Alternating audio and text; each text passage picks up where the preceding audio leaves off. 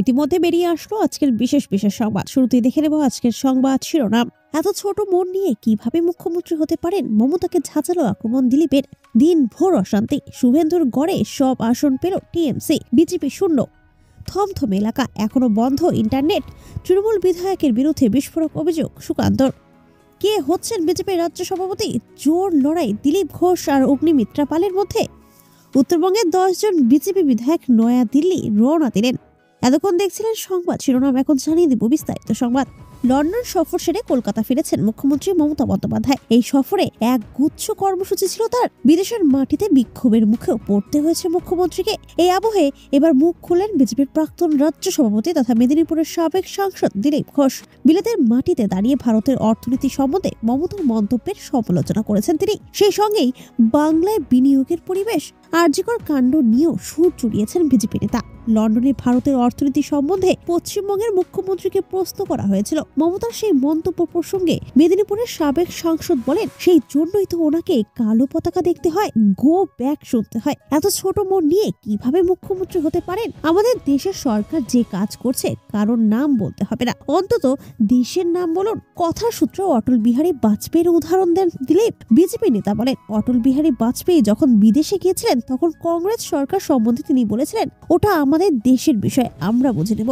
আমি এখানে ভারতের প্রতিনিধি হিসেবে এসেছি, ভারতে এগোতে চায়, আপনারা সাহায্য করুন। এখানে না থেমে বিজেপির প্রাক্তন রাজ্য সভাপতি আরো বলেন, কেউ যদি ভারতে বিনিয়োগ করে তাহলে সে কেন পশ্চিমবঙ্গে আসবে? মমতা বন্দ্যোপাধ্যায়কে আমি চ্যালেঞ্জ করব, আপনি গত 10 বছর ধরে বাণিজ্য সম্মেলন করছেন, তাতে কত বিনিয়োগ হয়েছে, কত মৌ স্বাক্ষরিত হয়েছে, আর কত সংস্থা রাজ্য ছেড়ে চলে গিয়েছে? দিলীপ দাবি করেন, সম্প্রতি একাধিক বড় কোম্পানি নিজেদের হেড অফিস পশ্চিমবঙ্গের বাইরে নিয়ে চলে গিয়েছে। স্টেট ব্যাংকের হেড অফিসও চলে গিয়েছে, সরকারি সকল দফতর চলে যাচ্ছে। এখানে শিল্প নেই, শুধু রাজনীতি আছে দাবি করেন তিনি।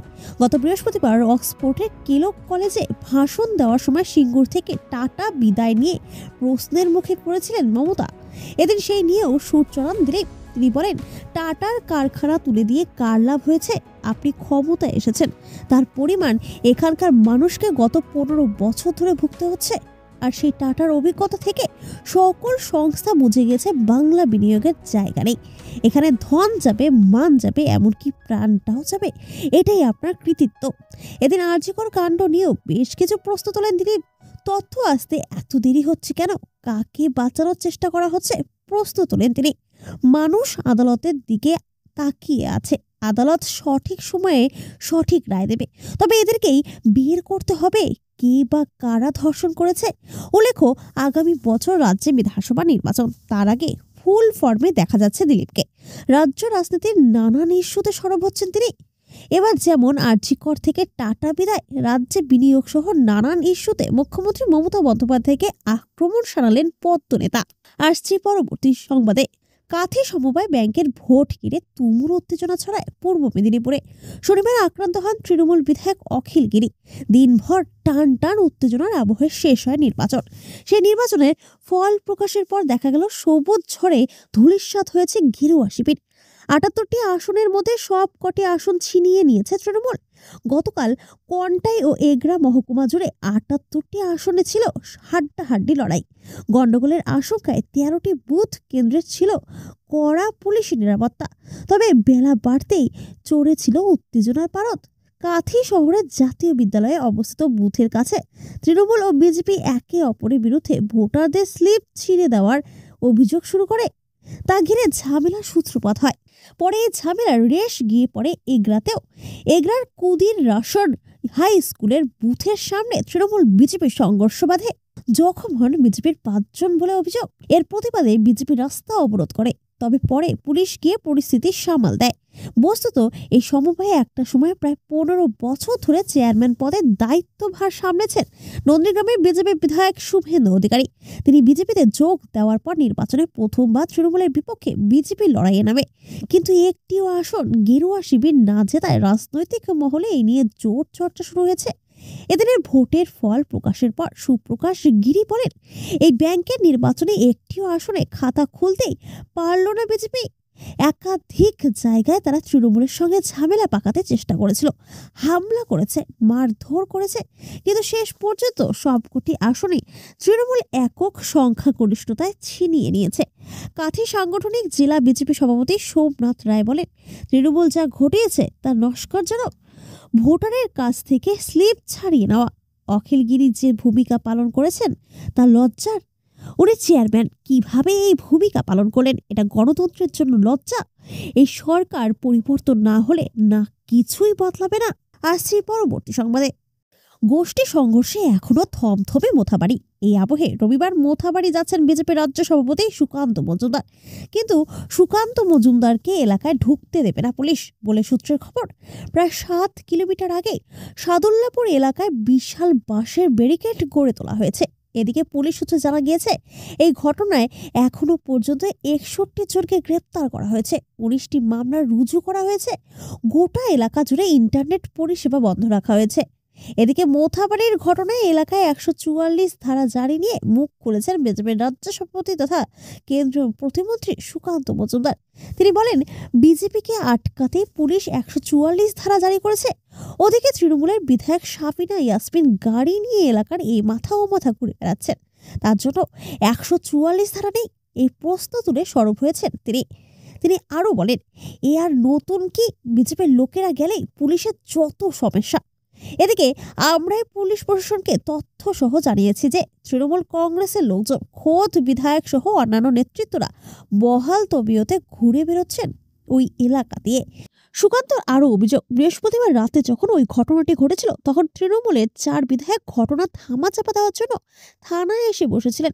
জানা গিয়েছে, কিছুটা ক্ষোভের সুরে সুকান্ত আরও বলেন, আপনি 144 না 163 ধারা যা লাগাবেন লাগান। তৃণমূল বিধায়ক সাবিনা ইয়াসমিন ওই এলাকায় গাড়ি নিয়ে ঘুরলে তখন তার বেলায় 144 ধারা থাকে না।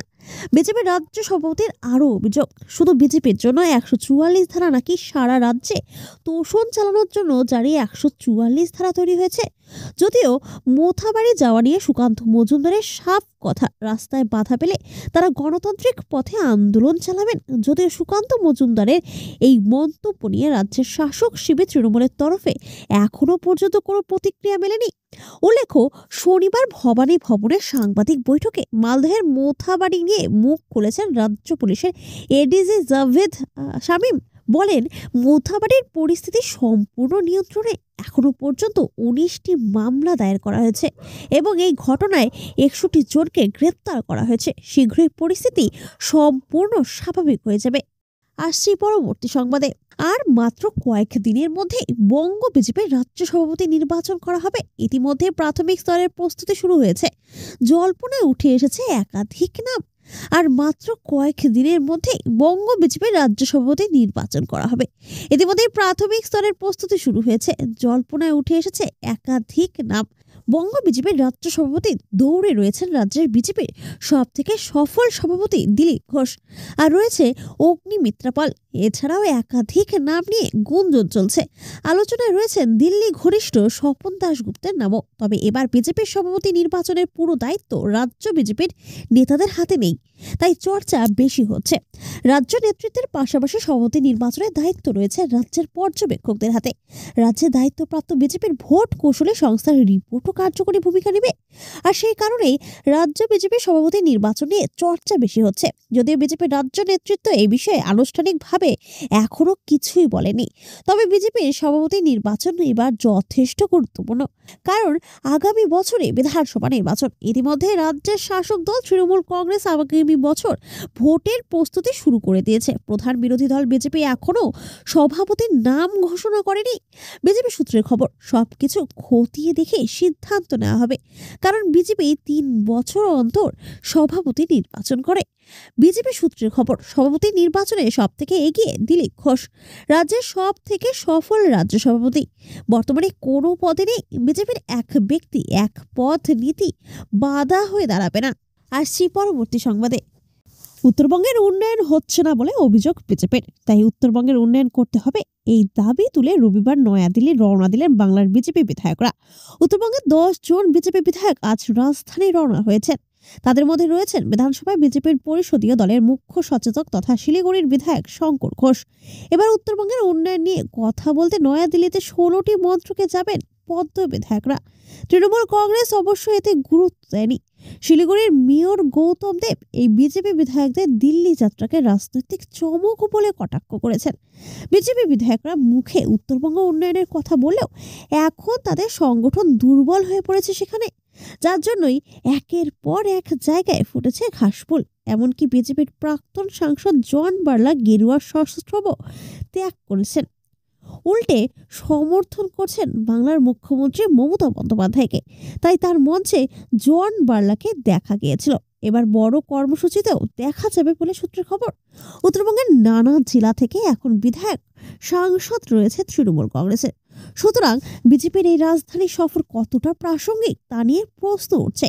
2026 সালে বাংলায় বিধানসভা নির্বাচন রয়েছে, হওয়ার কথা।